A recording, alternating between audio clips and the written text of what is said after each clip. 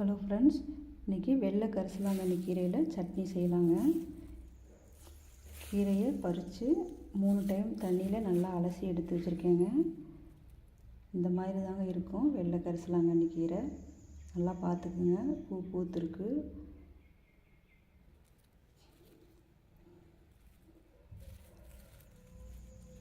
இதுதாங்க காய் வைக்கிற பகுதி.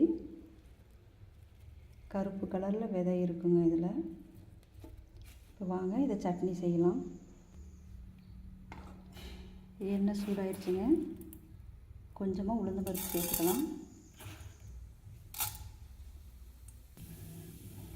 உளுந்து செவந்துருச்சுங்க. இப்போ சின்ன வெங்காயம் சேர்த்துக்கலாம்.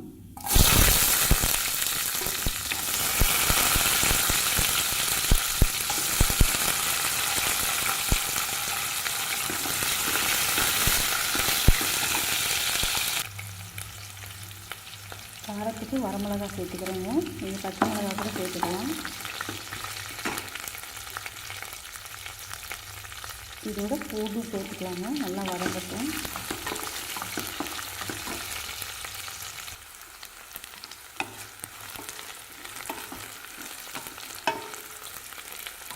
வெங்காயம் நல்லா வதங்கிடுச்சுங்க. இப்போ தக்காளி பழம் சேர்த்துக்கலாங்க. தக்காளி பழம் பெரிய சைஸ் பழம் 2 சேர்த்துக்கோங்க.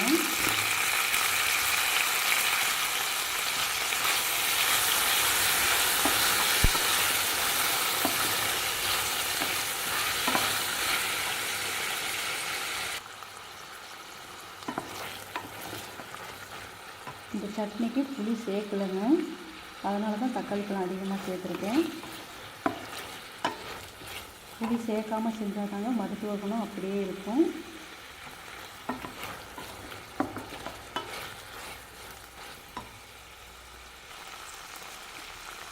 இதுலேயே சட்னிக்கு தேவையான அளவு உப்பு சேர்த்துக்கலாங்க.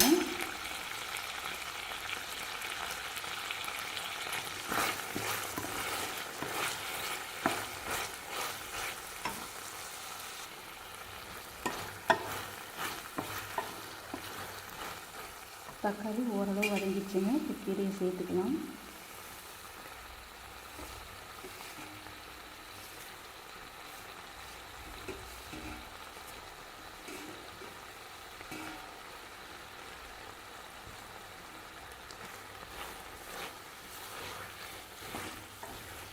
கீரை நல்லா வதங்கணுங்க.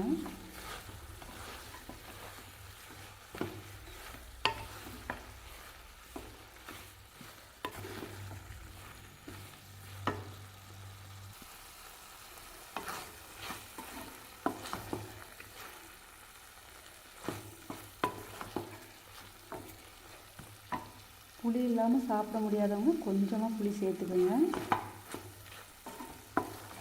மருத்துவ குணம் முழுமையாக கிடைக்கணும் அப்படின்னா புளி சேர்க்க வேணாங்க. கரிசலாங்கண்ணி கல்லீரலுக்கு நல்லதுன்னு எல்லாத்துக்குமே தெரியுங்க. இந்த கீரை கிடைச்சா விடாதீங்க, செஞ்சு சாப்பிடுங்க. சாதம், இட்லி, தோசை 3க்குமே நல்லா இருக்குங்க சட்னியாக செஞ்சு சாப்பிடும்போது. கீரை நல்லா வதங்கிடுச்சுங்க. தேவைப்பட்டால் கொஞ்சம் தேங்காய் கூட சேர்த்துக்கலாங்க. நான் அது சேர்க்கலை. இப்போ அடுப்பு ஆஃப் பண்ணிடலாங்க. சூடு ஆறட்டும். சட்னி அரைச்சி எடுத்துகிட்டு வந்துடுறேன். சட்னி அரைச்சி எடுத்துகிட்டு வந்துட்டேங்க.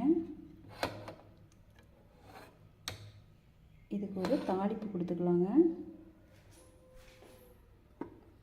எண்ணெய் சூடாகட்டுங்க. எண்ணெய் சூடாகிடுச்சுங்க. கடுகு, உளுந்தம் பருப்பு, கருவேப்பிலை, பெருங்காயம் போட்டு தாளிச்சிடலாங்க.